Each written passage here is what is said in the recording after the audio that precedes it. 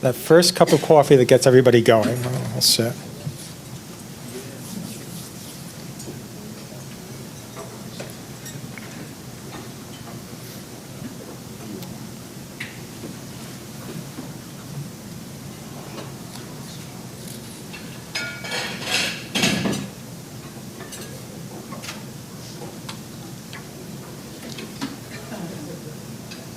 Okay. Good morning and welcome to Loyola University, Maryland. My name is Norm Solomon and I am the interim dean of the Selinger School of Business and Management. Loyola is very proud to partner with KPMG, a global audit, tax, and advisory firm, on its annual speaker series, now in its 6th year. This series invites representatives of some of our region's and our nation's leading organizations to discuss critical issues affecting the business community. We are very grateful to KPMG for their support in this endeavor and to those who have participated in these events, particularly this morning's speaker and their predecessors. When we named Sister Helen Amos and the leadership team of Mercy Health Services our Business Leader of the Year in 2014, we honored them not just for their professional success and the innovative vision they bring to the healthcare industry, but also for their steadfast commitment to this community. Sister Helen Amos, Tom Mullen, and the entire Mercy leadership team not only give our students a prime example of all you can achieve as a leader in a corporation and in a community, but they also echo the commitment to social justice and social responsibility that our faculty and administration at Selinger and at Loyola work to cultivate within our students. Before we hear from Sister Helen and Tom Mullen, however, I'd like to welcome Kevin Hall, Managing Partner in KPMG's Baltimore office. Kevin?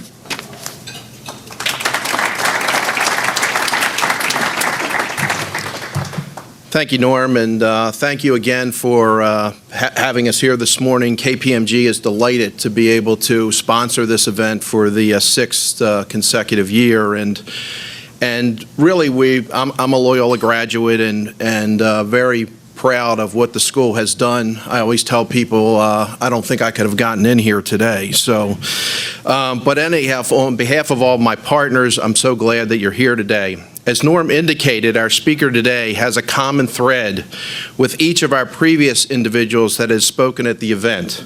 Whether it be Alan Wilson, Eddie Brown, Brian Rogers, or Rand Griffin, their reputation was not built solely on the leadership of their organization, but also on their ability to take those skills and their organization and make Baltimore a better community.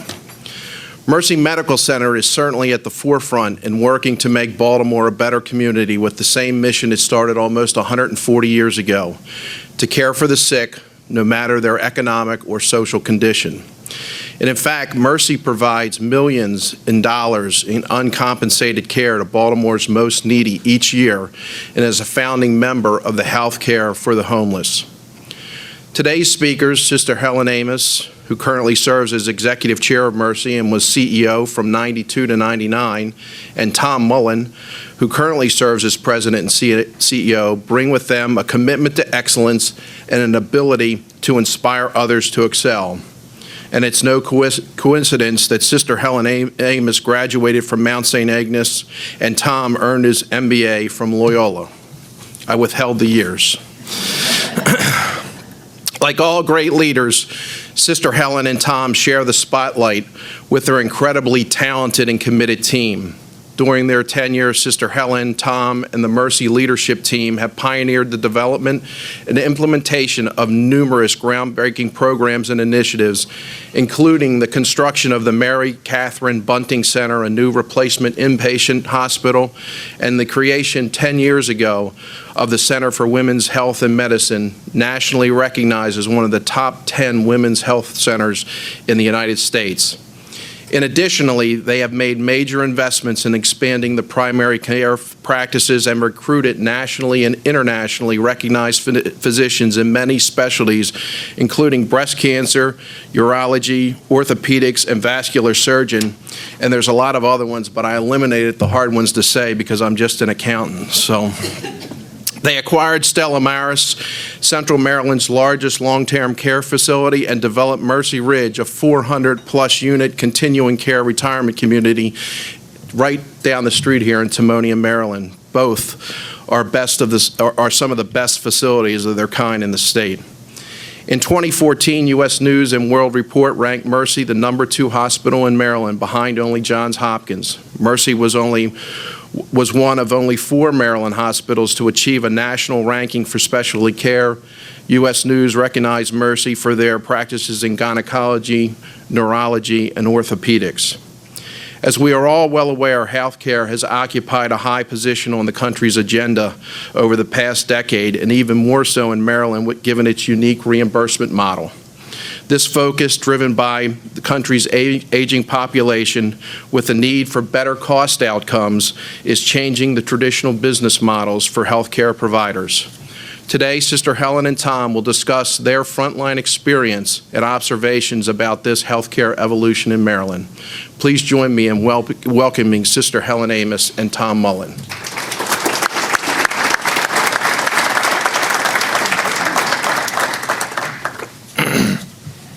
Thank you, Kevin, for a very comprehensive introduction. Enabled me to, I think, maybe fly through a few of the slides that I had because I'm going to be repeating some of the things that Kevin has already mentioned. Delighted to see all of you this morning. Thank you for braving the weather threats, and many of you are friends of ours already, and nice to meet some additional friends this morning. This is our agenda. I'm, as I said, going to cover the first 2 points and kind of fly through them because I want to get to number 3, which is where Tom is going to take it up and talk about the evolution of healthcare, particularly here in Maryland, the bigger picture beyond Mercy, and of course how we're responding to it. And I hope we will get to have some time for questions as well. We try to put on one slide a complete overview, and we start with our mission. Our mission really is preaching the gospel, telling everyone that God's healing love is for everyone. And that is the mission that we inherited from the Sisters of Mercy, who founded us in 1874.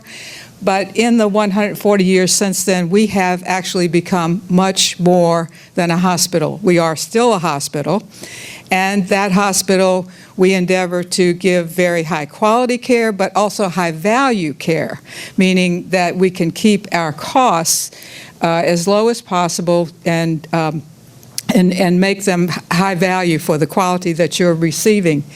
And the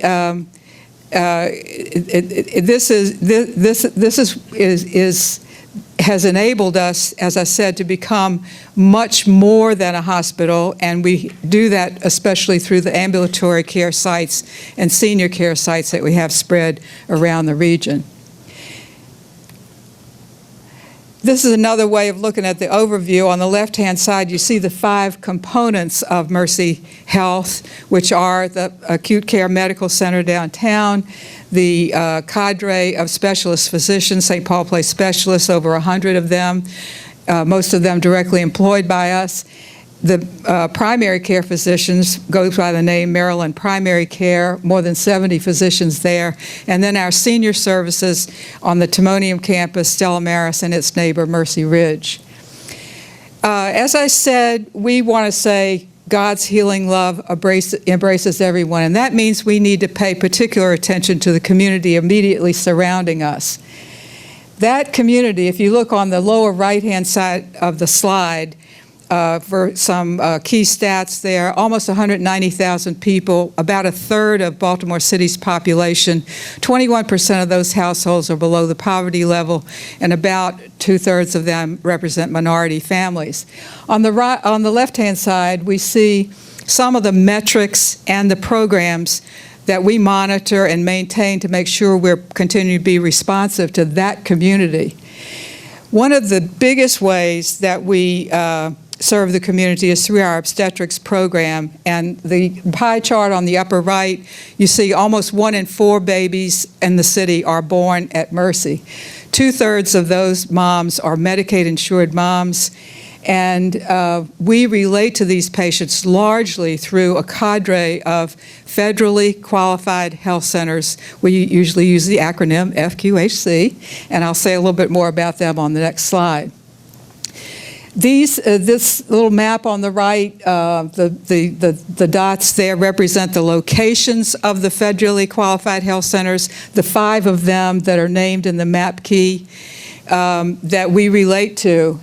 And they're scattered mainly on the west side of the city and the up the northwest corridor of the city a little bit.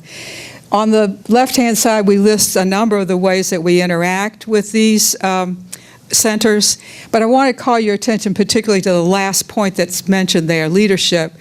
We make available to the boards of each one of these centers one of our executives serving on each of those boards.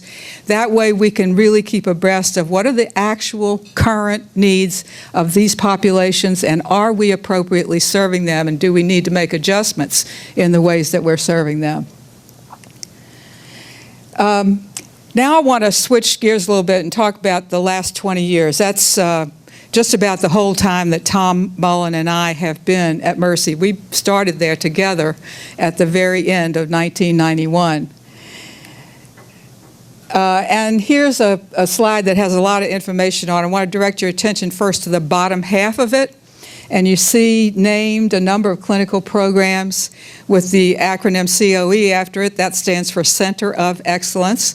This has been our approach for the 20 years that I'm going to be discussing. We've adopted a Center of Excellence approach. What that largely means is we pick a clinical area where we can recruit very high quality doctors to come and practice full-time with Mercy, most of them on an employed basis, and invest, along with those doctors, invest in creating a superior clinical program in those particular services. So we've done it in a number of services, beginning with women's health. We picked that one as the first one, and have developed a number of other centers of excellence along the way. Now, what that does is it enables Mercy as a hospital to become a sought-after destination. Patients are willing to pass another hospital to get to us if they see that we've got the top doctors, that we've got the superior clinical program. And as we're successful in attracting patients, then we begin to outgrow our facilities. And so we embark on a building program. And that's what's so visible to many people in the community. People say, you know, Mercy has changed so much over the recent years. And it has. And it's visible to you because of the building program. And we name across the top there a lot of the capital projects that we've been involved in over the years. But at the top, I really want to call your attention to the statement at the top of the slide. Mercy is one of only a handful of hospitals in urban locations that have been successful in recapitalizing themselves. And that would be, you know, usually other than academic centers like Johns Hopkins and University of Maryland. They have big capital programs, but we're one of the very few community hospitals that can say that. It's worth spending a little bit of time on our signature project, which was the $400 million Mary Catherine Bunting Center. Kevin mentioned it. We moved into that facility in 2010. We have our same complement of beds that we had before, but now all of the patient rooms are private. There are 16 state-of-the-art operating rooms in the facility. We occupy, at the present time, about 85% of the physical space within that building. But we have 2 big projects in the pipeline that have started now. We're going to be adding 8 additional operating rooms and creating a digestive health center. We already have a digestive health program, but we're going to be creating a physical center that will be state-of-the-art for that program as well. Now, This map, I'll try to give you a little bit of orientation here. You see a lot of different colored sectors, but if you can try to imagine, it's there, it's shown there, but you might have to search to see it. Roughly encircling those sectors is the Baltimore Beltway. So Mercy is, see the little green leaf with the cross in it in the middle there? That represents where we're located, right in the middle of that territory. But each one of those little rectangles represents another hospital. So there are 13 other hospitals. Tom and I have often said, if you go to the roof of our hospital, you can see 6 hospitals. So we have to be a destination, and that's why we embarked on that Center of Excellence strategy. Here's how we have accomplished being a destination. And this is a little bit of a complicated slide, but I'll try to orient you to it and explain it. The circles, where you see joints in the purple circle, or HEMOC, that's cancer, in the big red circle. Each circle represents a clinical program. And the size of the circle is a representation of how much revenue is associated with that program at Mercy. And the vertical axis as well stands for, so the placement on the vertical axis represents the amount of revenue. The placement on the horizontal axis, this is the important note here, represents how many of the patients coming to that program are coming from outside of our traditional service area. So let's take an example. Take the purple circles. You see joints. You see IFAR, that stands for Institute for Foot and Ankle Reconstruction, and a couple of other purple circles. There's actually one purple circle lurking behind spine. It's the spine. It's behind the one that's marked GI. So there's another big purple circle back there that you can't quite see. And those programs together constitute our orthopedic program. And take IFAR, for example, foot and ankle reconstruction. 80% of the patients coming to that program are coming from outside our traditional service area. Joints, hips and knees, 60% of those patients are coming from outside of our service area. So this is one of the ways that we represent to ourselves and others that we are a destination. Our Centers of Excellence strategy is working. Here's another way of saying kind of the same thing. Here we represent 4 years, the amount of Mercy's revenue that is coming from the various programs that are associated with our Centers of Excellence. And again, look at the purple, because that's the one that's grown the most from fiscal 11 to fiscal 14. It's grown, the revenues associated with our orthopedic programs have grown 14% over that period of time. And altogether, from fiscal year 11, when our Centers of Excellence were producing 48% of our total revenues, to the most recently completed fiscal year, fiscal 14, now our Centers of Excellence are producing 52% of our total revenue. So that's how we know the Centers of Excellence are continuing to attract patients. Stepping back a step, what's feeding the Centers of Excellence? Well, a large part of what's feeding the Centers of Excellence is the fact that we've placed around the region, away from the downtown campus, we have placed multi-specialty service centers. And here in this chart, the growth is represented by the number of patient visits.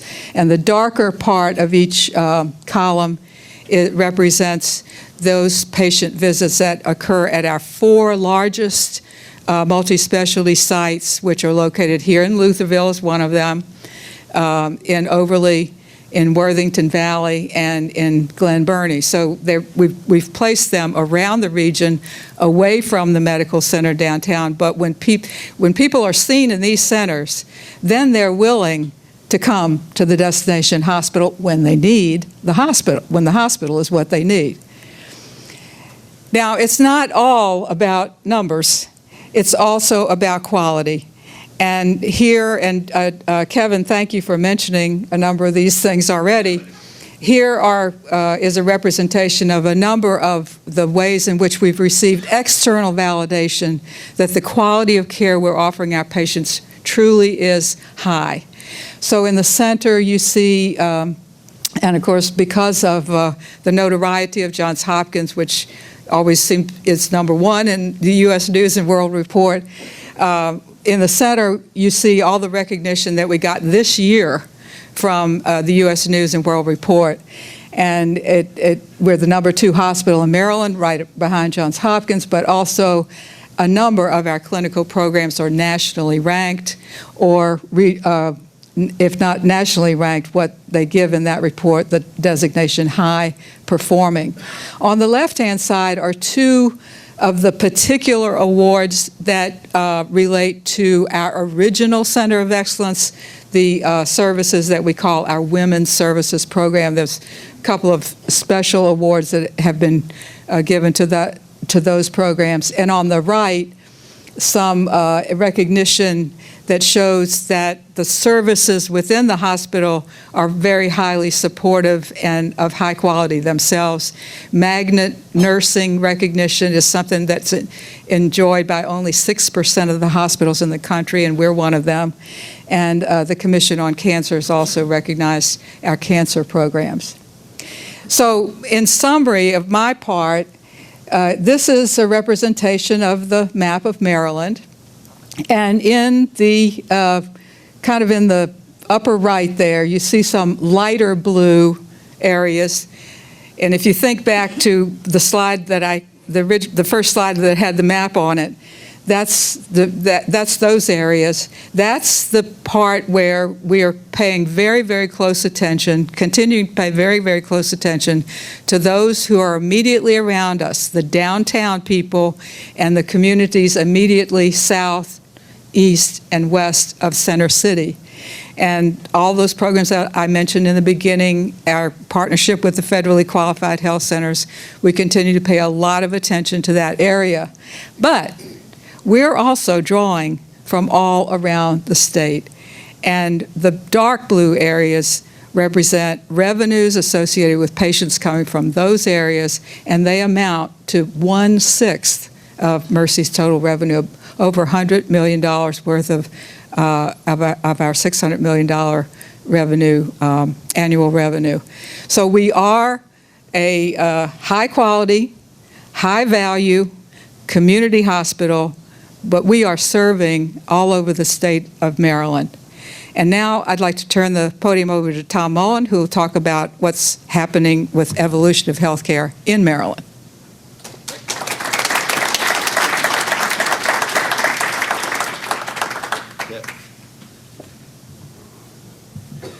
All right. I think I'm going to stand. I got to be able to see the screens. Okay. I'm going to speak to healthcare reform and the Maryland experience. This picture right here is in the lobby of Mercy Medical Center about 1 year ago when the state of Maryland announced the new waiver with the federal government for Medicare. So that's Barbara Mikulski speaking, and they grabbed some doctors from the hospital and surrounded her with it for the shot. Let's talk what's happened in healthcare. And this is like a chronology of the changes. And I found this very interesting because it goes all the way back to the 20s calling for universal health care. And then you see in the 30s Social Security going into place. Medicare getting established in 65.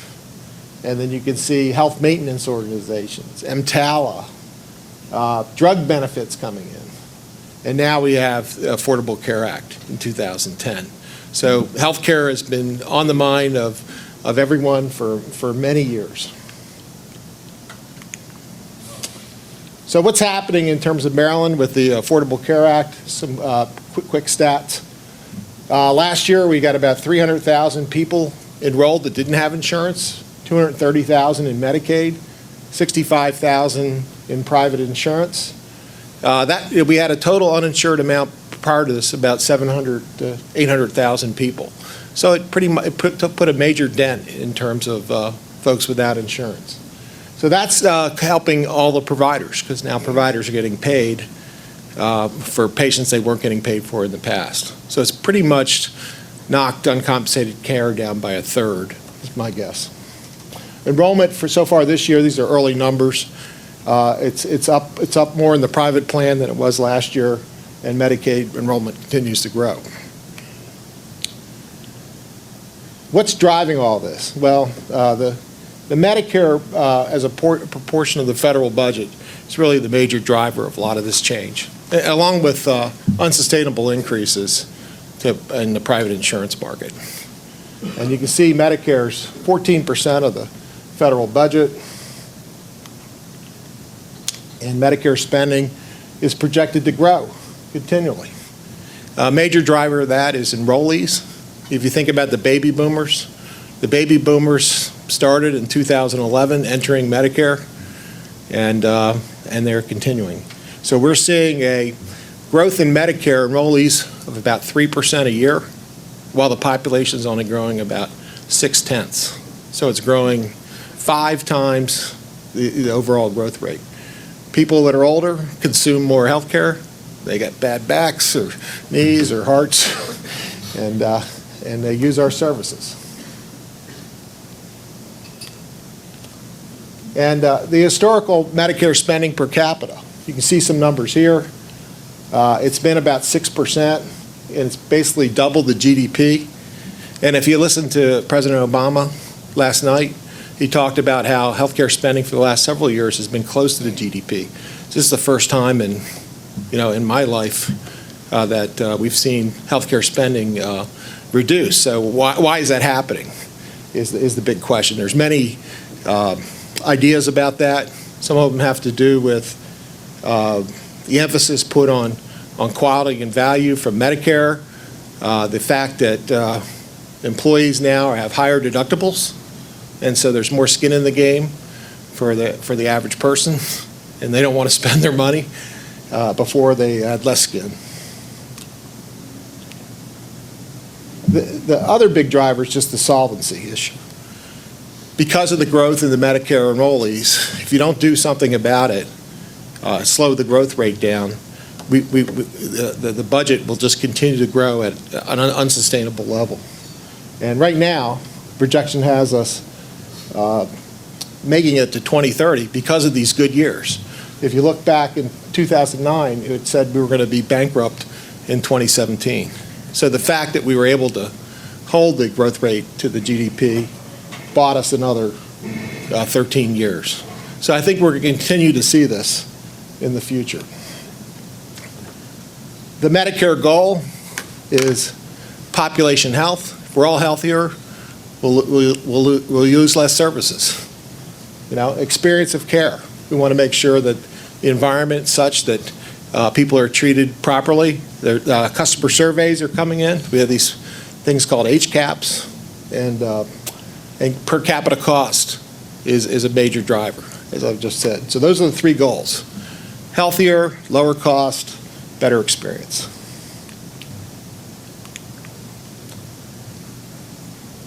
So this is driving all these changes we're listing here: rapid changes in delivery of care, consolidations and mergers, new entrants.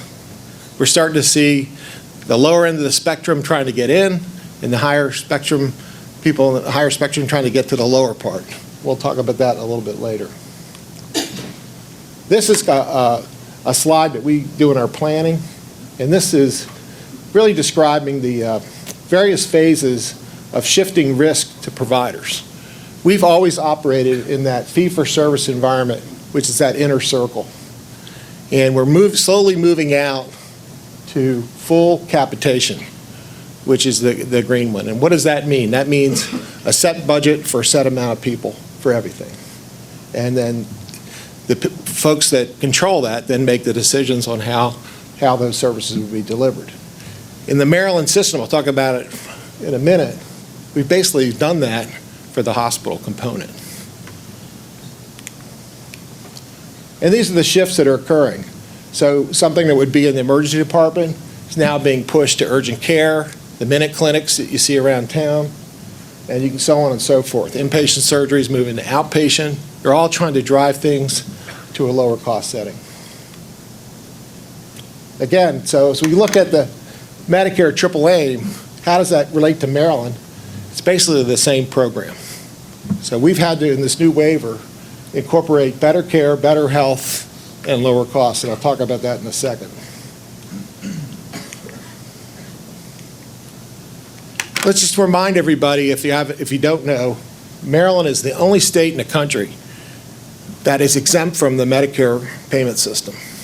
And we've been exempt since July 1st, 1977. And what that does is it has Medicare and governmental payers paying the same amount as commercial payers. And in other states, that doesn't happen. In other states, Medicare pays 90% of cost, Medicaid might pay 75% of cost, and what happens, commercial insurers pay 130%. So there's this huge cost shift.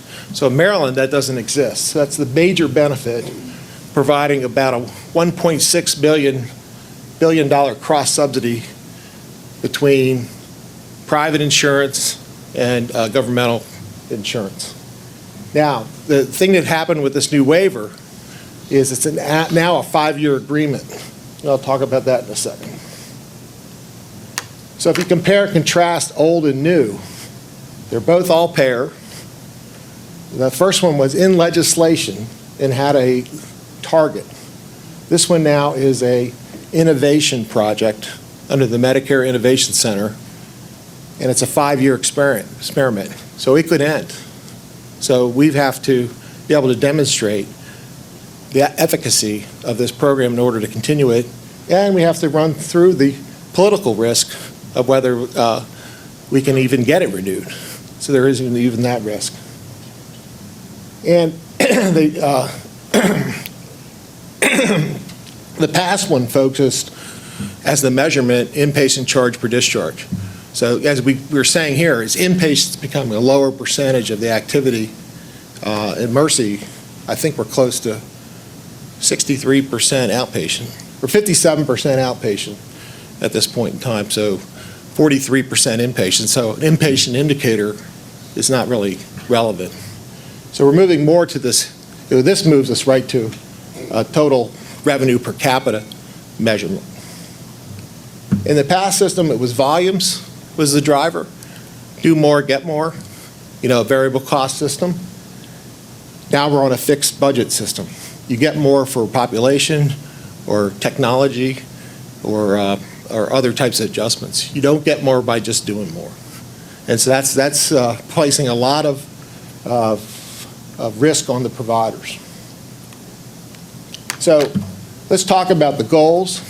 There's financial goals and quality goals. They try to deal with the AAA. In the overall, we're trying to limit hospital spending to a growth of 3.58% per capita. That's in line with the 10-year average of the GDP growth in Maryland. That's how that number was selected, so that we would kind of be a fixed component, as a percentage of the overall GDP in Maryland. That healthcare wouldn't be doubling as a percentage of the GDP. The Medicare piece, the goal there was to save $330 million versus what the experience is nationally in terms of the rate of change. And so what that means is that's a cumulative number. So it means we have to average about $55 million a year. I guess that's right. Yeah. $65 million a year to hit that target. The total spending per beneficiary, they're worried that there would be a big shift to unregulated services and a buildup of the budget, so that was a protection that was built in. We're not seeing that at this time. And then the quality goals focused on, you might have heard about this, studies that said there's a lot of readmissions, meaning people are come to the hospital and they get readmitted back within 30 days. So the idea is to reduce that rate and put more responsibility on the hospitals to ensure a good transition in care.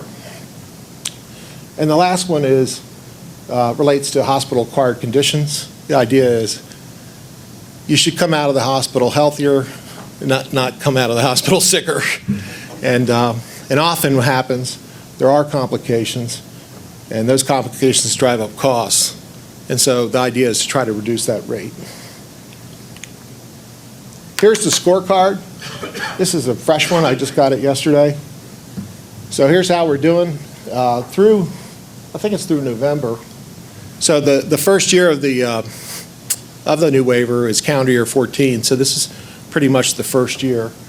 Overall spending is at about 1.2% per capita. Target was 3.58. So that's pretty darn good. Medicare hospital spending per beneficiary is down 1.5%. The target there was 1.7, but I think nationally we're going to see a number that's closer to 0. So we're still beating the national number. So it shows that the system's working. With this all provider spending, the data's still hung up at the government, so we don't know. The readmission rate, we're making progress, but we're not making what we want. Certain hospitals are making it. I'm proud to say Mercy's making it, but some others aren't. And then the acquired conditions, there's been massive improvements there. So if you look at it, these goals and this direction is forcing us to, reevaluate how we spend our healthcare dollars, and the outcomes are pretty positive. So I would say this is a pretty good system. The key question is it sustainable? Can you keep doing this year after year? And I think it'll be, early gains are always the easiest, and then as you get further down the road, it gets a little tougher. And so this talks about why is it good for business? Well, things I've just said. Success allows us to keep this extra funding from the federal government. That keeps prices down for commercial insurers, and that's positive for everybody. That's positive for business. So what's happening? I said it's a 5-year experiment. So the key date is calendar year 16. We got to file a new application, and so we need to see where our results are. They're trending nicely, but we're going to need support of the community and the politicians for this thing to continue. So there's a general belief in the provider community that this is good. There's a little bit of consternation from the doctors, because doctors are still under the incentive model of they're getting paid for procedures. They're not on global budgets. So they're concerned about how they fit in the system, and they should be. And I think that's something that has to be worked out over the next few years. So how's Mercy tackling these issues? Well, that's where we have these goals of transformation, quality, safety, centers of excellence, ambulatory, stewardship, people. So transformation is all about how are we going to operate in this new environment? Can we take responsibility for an entire population? And the answer is no. But we can be a valuable component in that. And that's kind of our strategy. If you looked at it, the one chart Sister Helen had, we see people from all over the state. So we can't take responsibility for the entire state. And then on the quality and safety, demonstrating clinical excellence. Center of Excellence continue to work and deepen and strengthen those. Ambulatory network continue to grow, make them strong for the communities. The one out here in Lutherville has been a home run. From day one, it was fully occupied. And stewardship. We can't do anything unless we have the financial resources. We've been threatened by the litigation environment in Baltimore City. We've been able to survive it so far, but we're pushing major initiatives to try to improve it. That's a threat. It's a threat under the system because we pay millions and millions of dollars for non-patient care costs because of the litigation environment. And then finally, people. You can't do anything without the people. We've got several of our managers here. We've got our good colleagues from Gallagher, Vilas, and Jones. We're all a team in terms of how we tackle these issues. And I think Mercy has a good culture in terms of taking these things on. So that's how we're doing it. And that's how we see the future. And we're open for questions.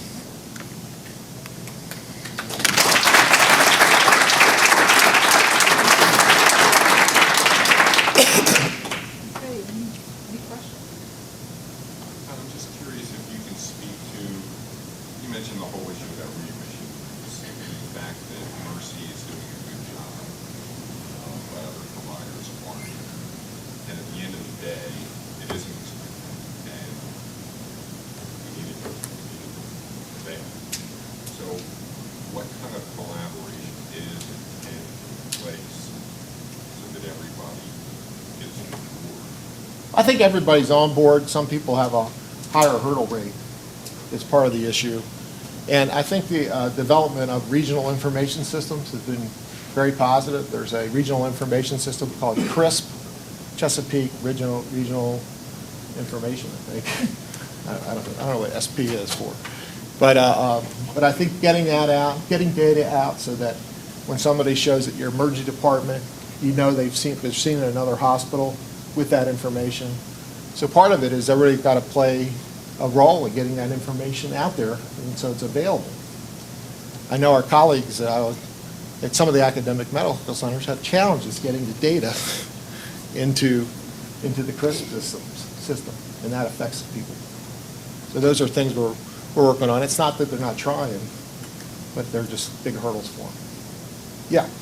So Tom, you're in a business school, and through the presentation, your investments in centers of excellence and differentiation has really drawn patients from across, which has enabled you to gain some market share advantages.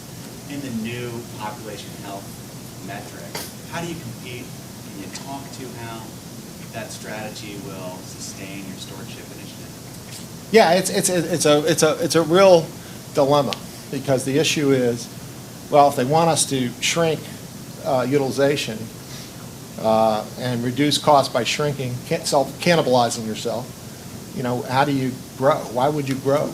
Well, the whole idea is, if we do that, our revenue per whatever's left will be higher and less attractive, because we still have, it's a system that's still a la carte.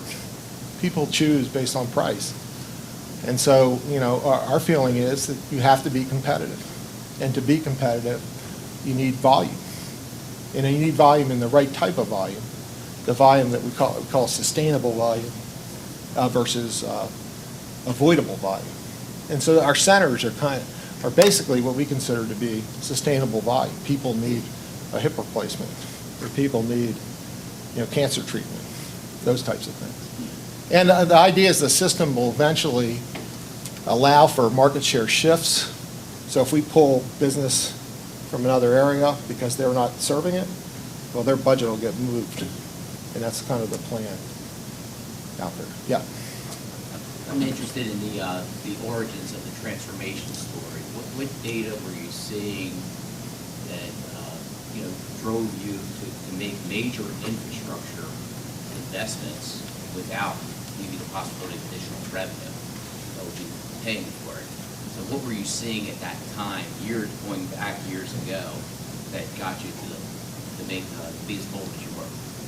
Well, we saw that the hospital was 50 years old, and that we're either going to make the investment or we're going to eventually shut it down. And we just felt that it was the right thing to do. And we knew a window was closing. We didn't know what it was. We didn't know we'd be in this type of environment. But we knew we had to make the investment, and it was time sensitive. And we had the wherewithal, and we moved. Because if we didn't do it and we were in the old facilities, we'd be thinking about just being an ambulatory organization.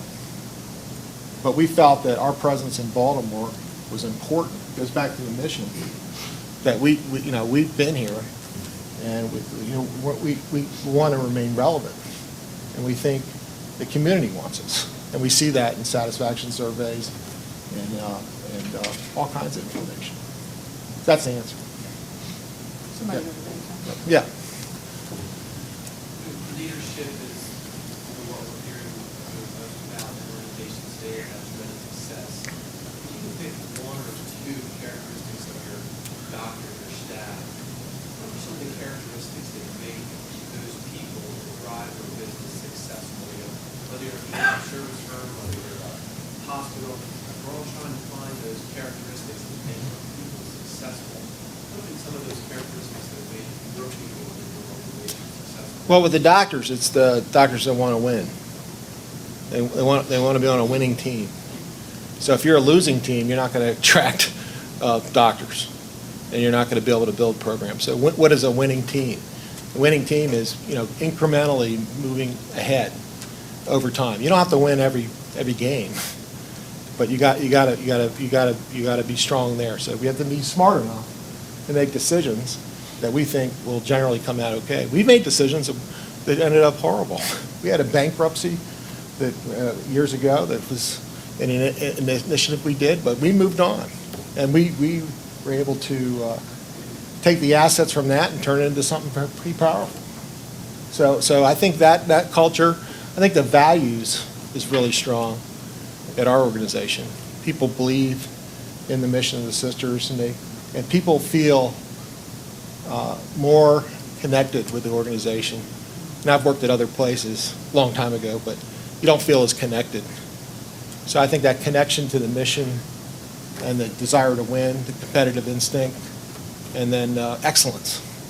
Those are the kind of the drive. And Tom, I actually, a couple of people in the audience came up to me ahead of time and mentioned that they sense a warmth at Mercy, and that's all due to the people that we have there. I think we consider ourselves a very high-touch atmosphere, and it's something that is practiced by all of our staff, and the staff really enhance that quality in one another by caring about each other. You can see it oftentimes in, just somebody's having a tough day, somebody steps in to help out. And that, some of it's unteachable, but it's catchable. If you've got a critical mass of people who care about each other, they teach each other to be that way. So it's one of the characteristics that I think is very helpful to us. Yep. Tom, do you see retain and get the best doctors, giving them the ability to run their own P&L, participate on the bottom line? Yeah, we pretty much do that, in our organizations to the degree we can do that. But we create incentives and we're strongly aligned. That's a big reason for our success. You've got to work together. You can't have one entity controlling the other. How does technology play a role in cost containment as well as clinical efficiency? Well, we always thought technology would help. It allows us to share information. It allows us to potentially eliminate redundancy. Those are types of the savings. But we're a people business, and we don't have the scanner on Star Trek, where we just wave it over somebody and then we found out what's wrong with them. That may happen, but right now, technology is more about information availability, helping with certain business processes. I think everybody's been working there. Yes? In the Affordable Care Act, there's been a lot of focus on prevention, and certainly employers are doing what they can to help to contain the cost of health insurance, and so providers are getting compensated greater for having patients that are healthier. Has Mercy focused on the prevention side? Yeah, we do that through the primary care docs. There's an initiative that